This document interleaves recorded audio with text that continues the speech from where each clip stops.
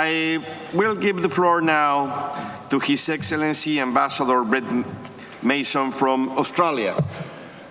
Ladies and gentlemen, good morning. Mr. Chairman, first of all, sir, may I congratulate you on your election of chair of this Conference of State Parties. And sir, on behalf of Australia, may I pledge my delegation's support towards achieving a successful outcome to this conference. Mr. Chairman, the history of mankind's efforts to limit the conduct of war has generally been an unhappy one. Even regulating weapons of mass destruction, the most deadly weapons of all, has been a constant struggle.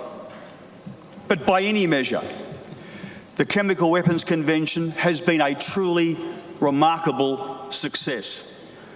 With near universal membership and the steady destruction of chemical weapons, the OPCW is making good progress to rid the world of the menace of chemical weapons. In this context too, Australia welcomes Myanmar and Angola as the newest states parties to the Convention. And we too, Australia too, urges those few countries remaining outside the Convention to join as soon as possible. Mr. Chairman, this body, the OPCW, must be reshaped to meet the challenges of tomorrow, when all remaining chemical weapons are finally and fully destroyed. For Australia, sir, the key to this future will be preventing the re-emergence of chemical weapons. This will mean ensuring the Technical Secretariat retains expertise and resources to fulfil its core mandate, that is, to verify and to inspect. It will mean making the best use of technical assistance programs, those of the OPC as well as governments, to help every state party implement its national obligations.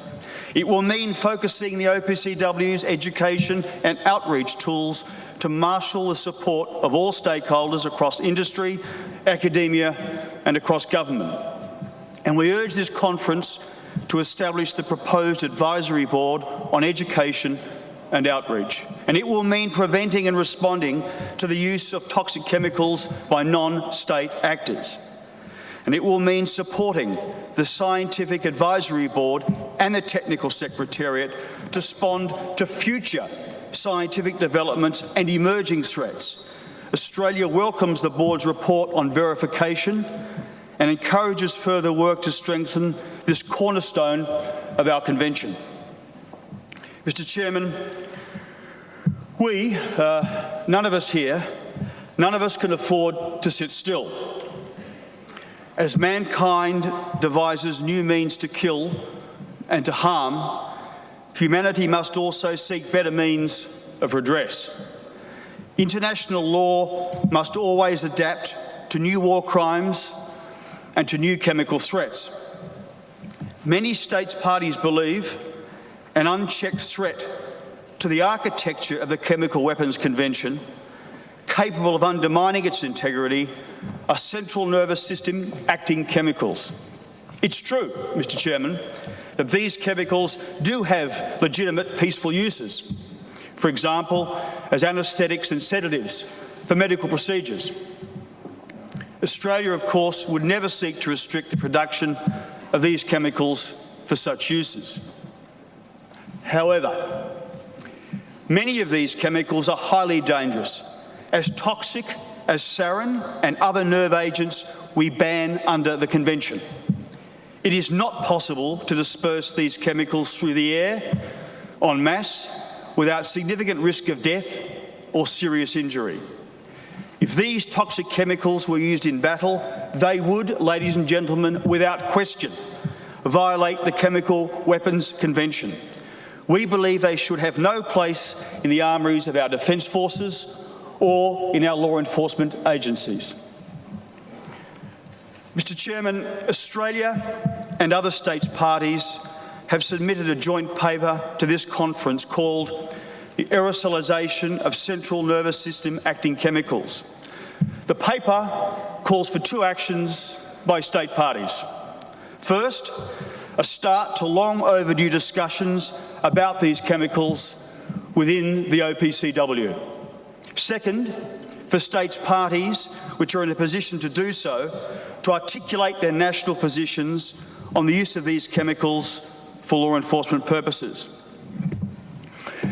Mr. Chairman, I'd like to invite you, ladies and gentlemen, I'd like to invite you all today for lunch. Today, Australia and our friends from Switzerland will host a side event on central nervous system acting chemicals. I look forward to seeing you at lunch to participate in a serious discussion while enjoying the joys of Swiss chocolate. Mr. Chairman, chemical weapons, these weapons of mass destruction are indiscriminate tools of suffering born in the era of trench warfare, yet persisting to the 21st century. For a moment, just for a very brief moment, it did seem that the threat of chemical weapons had finally been checked by our collective resolve and the birth of the Chemical Weapons Convention and the OPCW. Well, so we had all hoped. But optimists though we were, fools we are not. Mr. Chairman, 2 years ago, 16 years after the convention entered into force, we were jolted from our collective complacency by the use of sarin gas against civilians in Syria. Since then, the Syrian people have faced the terror of helicopters dropping barrel bombs of toxic chlorine gas. Australia has no doubt, none at all, that the Assad regime is responsible for these crimes. And it gets worse. It gets worse. It now appears that terrorist groups like ISIS are also using toxic chemicals to kill civilians. Australia, Mr. Chairman, applauds the commitment and the professionalism of the Technical Secretariat in responding to these grave threats to the substance and to the spirit of our convention. First, the great work of the fact-finding missions. Then the work of the Declaration Assessment Team in shedding light on Syria's activities. Then verifying and destroying Syria's declared chemical weapons as well as their production facilities. And of course, the Technical Secretariat's vital support to the United Nations Security Council and most recently through the Joint Investigative Mechanism. I pledge Australia's continuing and unqualified support for the work of the OPCW and the JIM, Mr. Chairman. Mr. Chairman, in closing, just as the human spirit serves the work of both angels and demons, so do our tools of chemistry both give life and take it away. While perhaps we have learned to temper our own worst instincts by the hammer blows of brutal experience, none of us, I fear, has a solution to the failings of the human condition. But happily, we do have a solution to the depredations of using chemical weapons for war. They are the Chemical Weapons Convention and the OPCW. Let us always strengthen their purpose and strengthen their spirit. Mr. Chairman, I thank you. Thank you very much, Ambassador, for your statement.